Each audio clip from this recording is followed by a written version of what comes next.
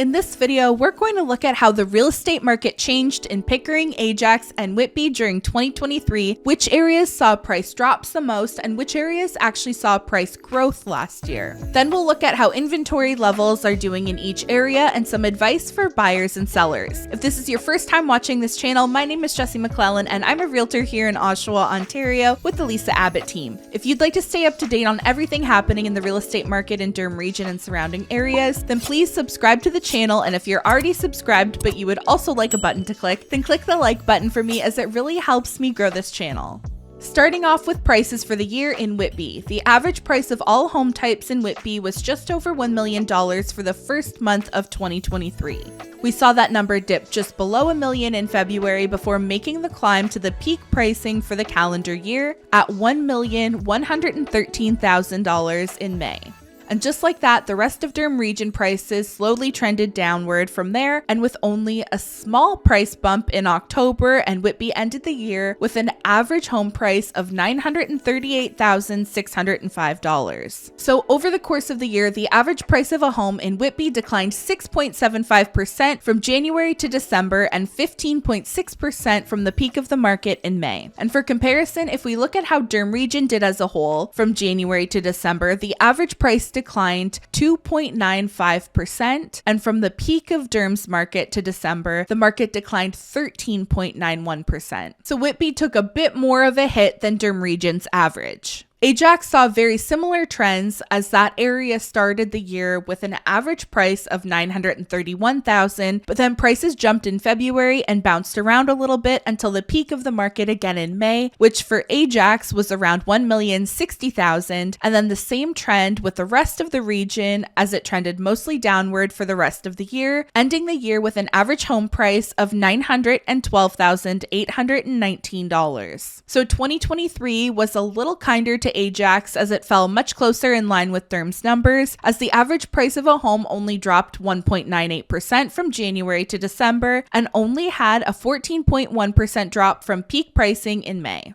Now let's look at how Pickering did for pricing. Pickering's prices for the most part followed a very similar trend, but just much more exaggerated. The average price started at $940,000 in January, but saw a big dip to $865,000 in February, and then rallied all the way up to $1,128,000 in May, before falling into the same slump in the summer and fall following the two rate increases in June and July. But then took an odd turn, and we saw a price bump in December and ended the year with an average price of $1,005,000. Meaning Pickering ended the year with a 6.89% increase when comparing January to December, and a 10.94% decrease from the peak pricing. So even with those crazy swings in price, Pickering ended the year pretty well. If I had to take a guess why Pickering's numbers look the way they do, it's probably because of the wide range of property values. In Oshawa, you can find a variety of entry-level properties anywhere from mid-400s to mid-600s if you look at condos in all areas. And the higher end or higher price neighborhoods in Oshawa tend to be around the $1 million to $1.5 million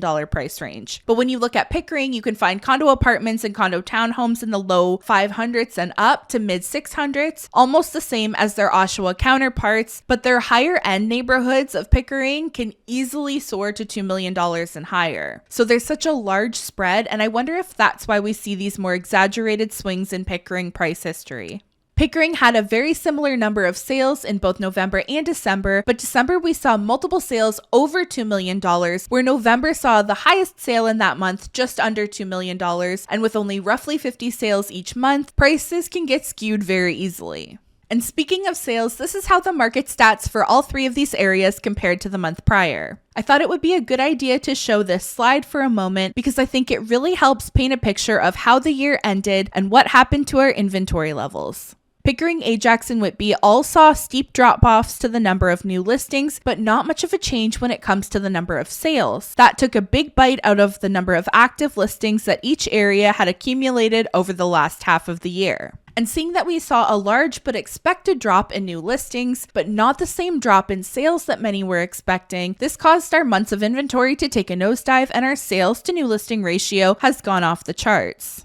Don't focus much on those numbers now, as January and February inventory will start to replenish, but it will need to increase sooner rather than later if you want to see the market stay stable during the spring's rush of buyers. The average time it takes to sell a home has increased significantly in all 3 areas, but that's to be expected at this time of year, and our sales to new listing ratio has fallen below 100% in every area of Durham region now, as most homes are selling below asking price because sellers are adjusting their strategies to better suit the current market conditions. If you're buying a home in the near future in any of these areas, the first thing you should do is download my free home buyer guide using the link in the description, and the next thing you should do is just be prepared for the market to pick up and don't let it freak you out. Naturally, as activity picks up, especially if inventory is lagging behind again, you'll see open houses getting busier, homes selling a little faster, and multiple offers will probably become more common again. Just try not to let it frazzle you. Stay the course, don't make silly decisions, or be donating to anyone's retirement unnecessarily. When the market picks up, even when market conditions start getting heated, it usually takes a little while for things to go crazy. So just because you make an offer on a home that ends up with multiple offers doesn't mean you have to bump your price up $150,000 and take out all of your conditions or offer your firstborn child.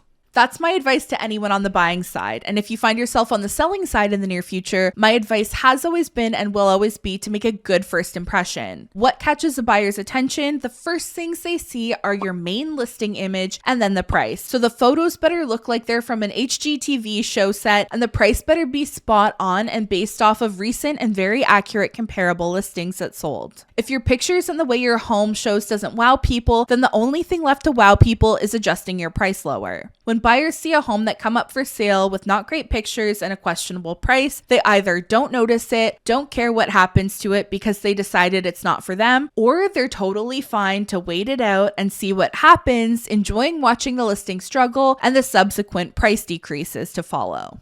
If you list your home for sale without doing it right the first time, the only attention you're going to attract is from buyers who will sit and watch you cancel and relist your property and make price changes all over the place, and they'll wait on the sidelines until you're ready to take a lot less money than you should have gotten had you done it right the first time. That's all my advice for right now, and if you'd like to speak with me about buying or selling a property here in Durham region or the surrounding areas, or even if you just have some questions, you can easily use the link in the description to book a call with me at a time that works best for you. I hope you found this video helpful. Thank you so much for watching, and I'll see you in the next one. Bye.